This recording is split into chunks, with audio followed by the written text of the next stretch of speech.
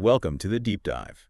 Today we're tackling something that goes beyond just lesson plans and grading. It's really about being truly effective in the incredibly demanding world of teaching. It really is. Because teaching, it's not just about knowing your subject. No, it's this amazing juggling act, isn't it? Guiding students, navigating parent-teacher conferences, Yeah. collaborating with colleagues. Absolutely. You're managing this complex web of relationships, responsibilities, and effectiveness here. It's not just about the latest teaching techniques. Right, it goes deeper. It's about understanding how to navigate all those interactions, manage your own energy, your focus. Exactly. Which brings us to our source for today. And that's why we're doing this deep dive into Stephen Covey's The 7 Habits of Highly Effective People. Now, this isn't some quick fix guide. No, not at all. Covey did some serious research looking back over, I think, 2 centuries of writings on success. Yeah, and he found this really interesting shift.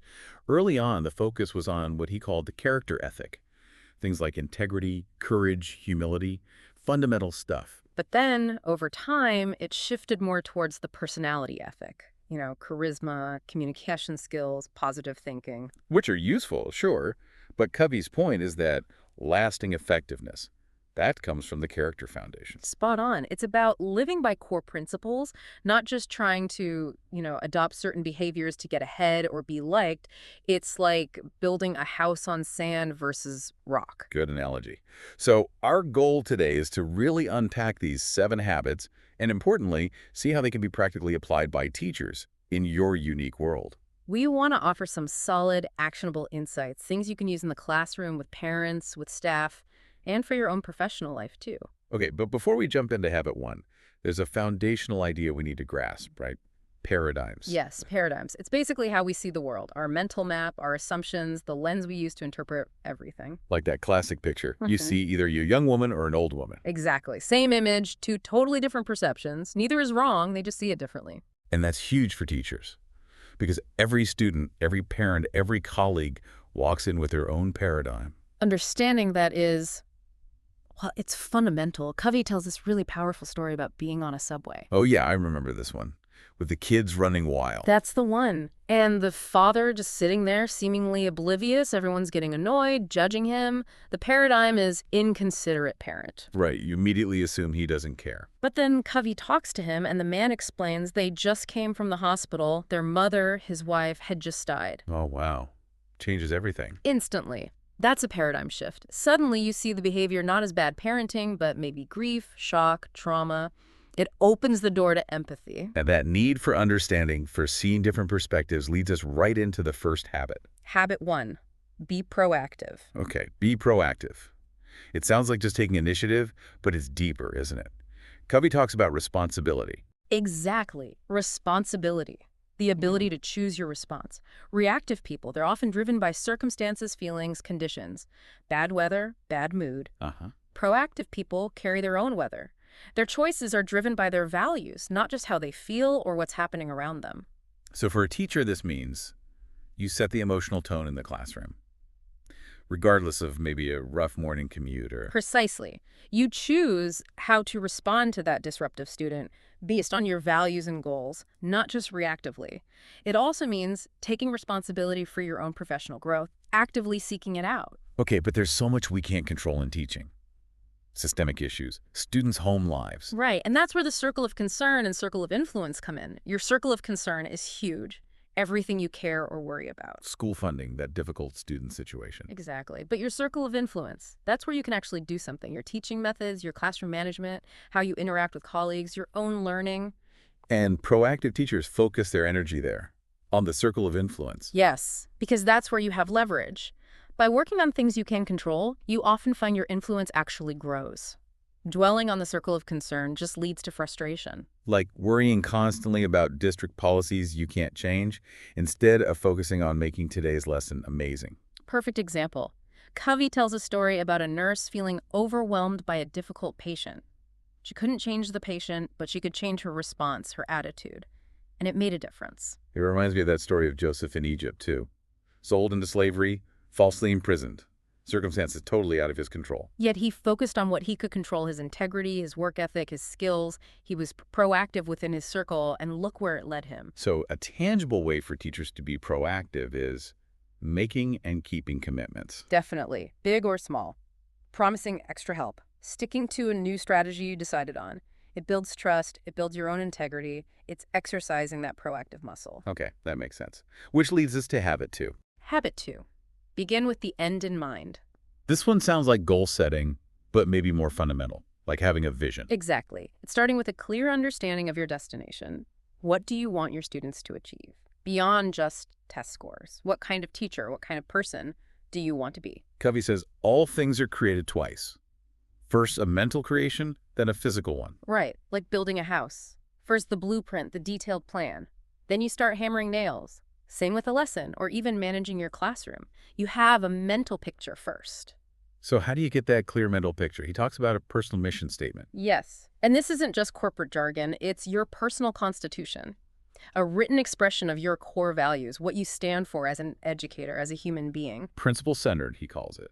So for a teacher, a principle might be, every child has potential, or learning should be joyful. Exactly. And it should guide your decisions. It helps you define your various roles too. Teacher, mentor, collaborator, team member. And you need to engage your whole brain for this. Yeah. Logic and creativity. Yes. Use visualization, maybe even affirmations. Positive statements, present tense, visual, emotional. Like, I am creating a supportive space where all students feel safe to learn and grow. That sounds powerful, actually. He shared that story about the hotel, didn't he? Oh, yeah, the one with the mission of uncompromising personalized service. And it wasn't just a plaque on the wall. It genuinely drove everything they did. Imagine that in a school context. If a teacher's mission is, say, fostering curiosity, that shapes every lesson plan, every interaction. It becomes their compass. That clarity really sets you up for the next step then. Which is habit 3, but first things first. Okay, so habits 1 and 2 are about vision and values. Habit 3 is the doing, the execution. Precisely. It's effective self-management. Covey draws this great distinction between leadership choosing the right jungle or direction, that's habit 2 and management, which is efficiently cutting through that jungle. Habit 3 is management. And the key tool here is the time management matrix. Urgent versus important. Right. 4 quadrants. Quadrant 1, urgent and important. Crises, deadlines, putting out fires. Where teachers often feel they live. Unfortunately, yes. Then quadrant 3, urgent but not important.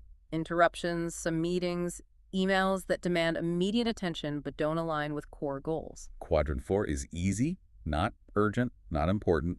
Time wasters, scrolling social media, busy work. And the magic quadrant, quadrant 2, not urgent, but very important. This is the effectiveness quadrant, right? Planning, building relationships, professional development, exercise, reflection. Exactly. These are the things that prevent crises, build capacity, and lead to long-term success. But because they aren't urgent, they often get squeezed out. So the goal for teachers is to consciously carve out time for quadrant 2. Planning those really engaging lessons, connecting with that quiet student, reading up on new strategies. Yes. It often means learning to say no to things in quadrant 3, or even sometimes quadrant ith if they aren't truly important. Saying no to the good to make room for the best.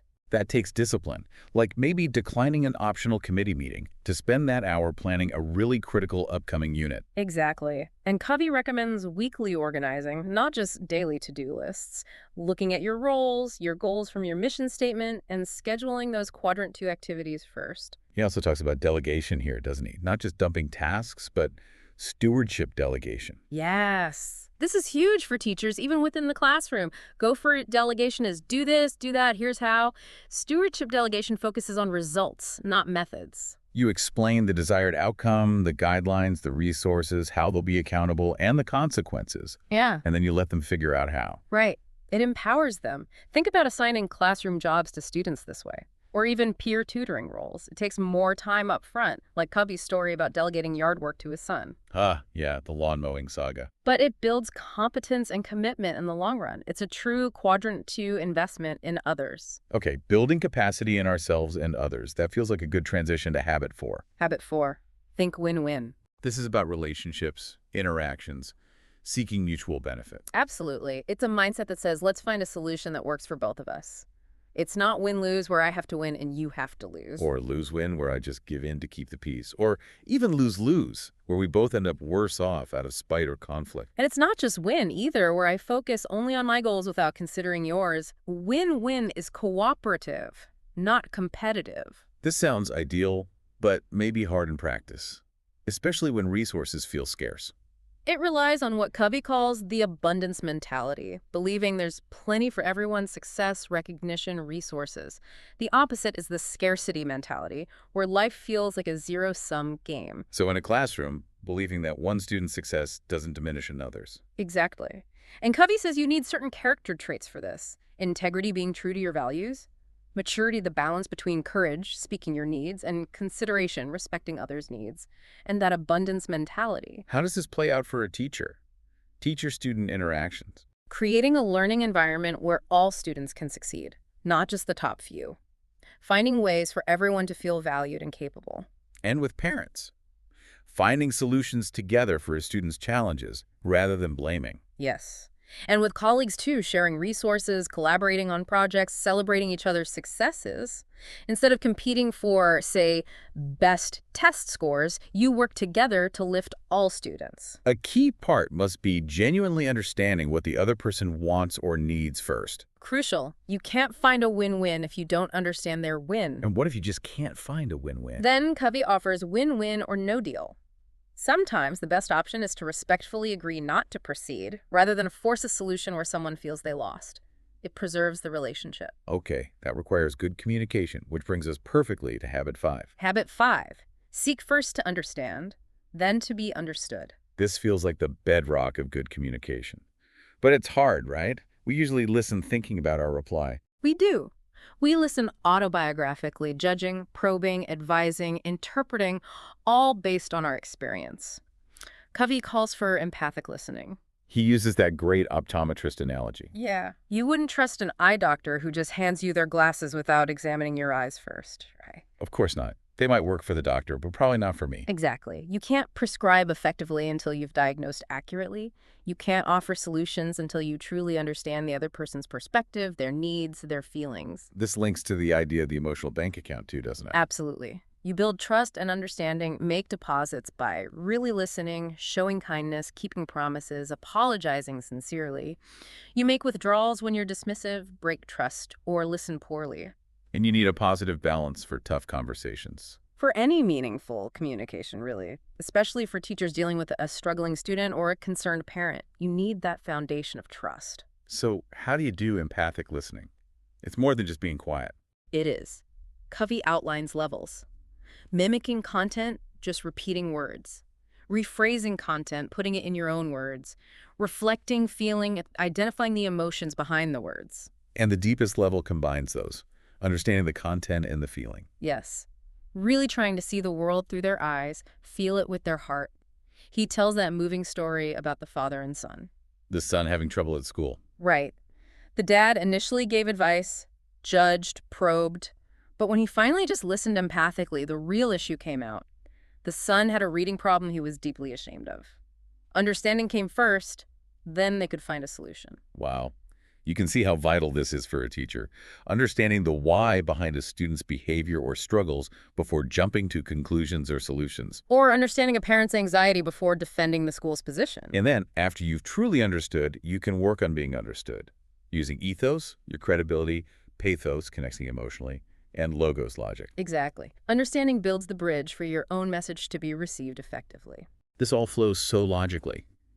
Understanding others, seeking win-win. It creates the conditions for Habit 6. Habit 6. Synergize. Synergy. The whole is greater than the sum of its parts. That's the essence. It's about creative cooperation. Valuing differences in perspective, experience, opinion, not just tolerating them, but seeing them as strengths. So 1 + 1 = 3 or 10 or 100. Yes, potentially. It's about creating something new, something better that wouldn't have been possible individually. It emerges when people combine their strengths and compensate for weaknesses through genuine teamwork. Covey shared that example of the class that kind of redesigned its own curriculum. Yes.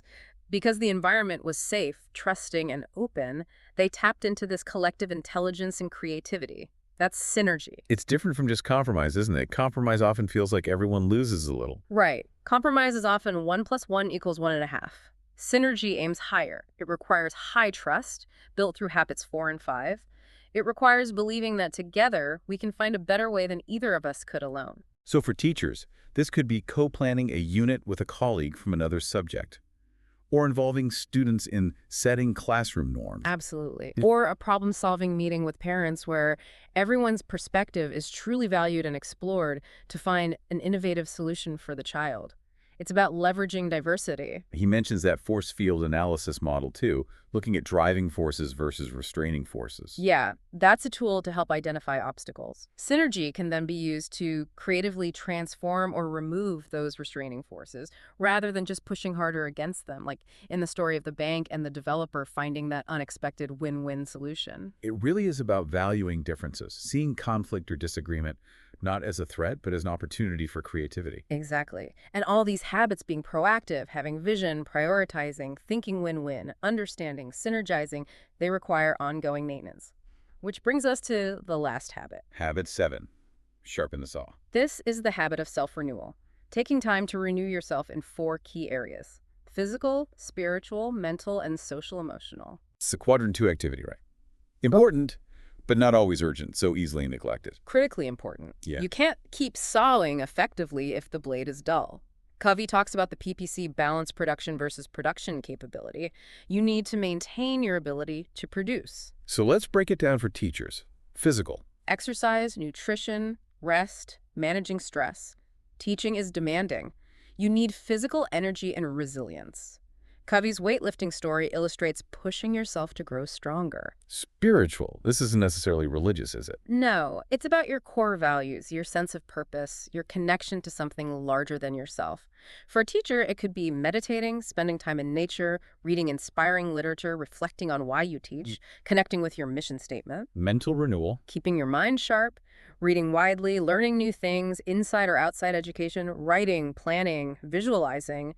Avoiding mental stagnation, not just passive entertainment like excessive TV. And social emotion. This ties back to habits 4, 5, and 6. Nurturing relationships, making deposits in emotional bank accounts, practicing empathy, seeking win-wins, synergizing, building and maintaining strong connections. It's about investing in yourself across the board so you can continue to contribute effectively. And it creates an upward spiral. As you renew yourself, you can practice the other habits at higher and higher levels. Your conscience guides this growth. Covey also talked later about really valuing principles over just personal values and the importance of the human touch in a tech world, and that lovely image of giving children roots and wings. Which is so relevant for teachers.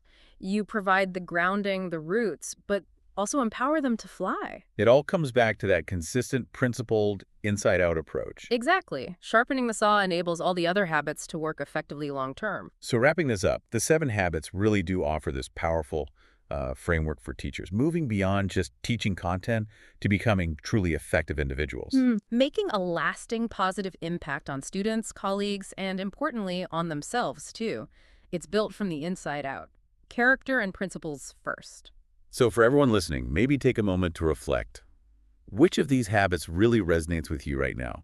Where could making even a small, consistent change make a big difference in your teaching life? Yeah, don't try to tackle all 7 at once.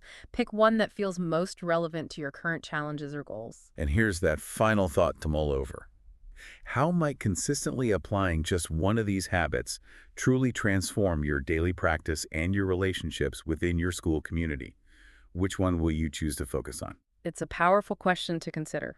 If you do want to explore these ideas further, Franklin Covey, the organization founded based on these principles, has a lot of resources. They do, including materials specifically tailored for educators and schools. Their website is a good starting point. Definitely worth checking out if this deep dive sparked your interest. Well, thank you for joining us today as we explored effectiveness through the lens of the 7 habits. We hope it's given you some valuable food for thought. Yes, thank you for listening to the deep dive. We appreciate you tuning in and engaging with these ideas.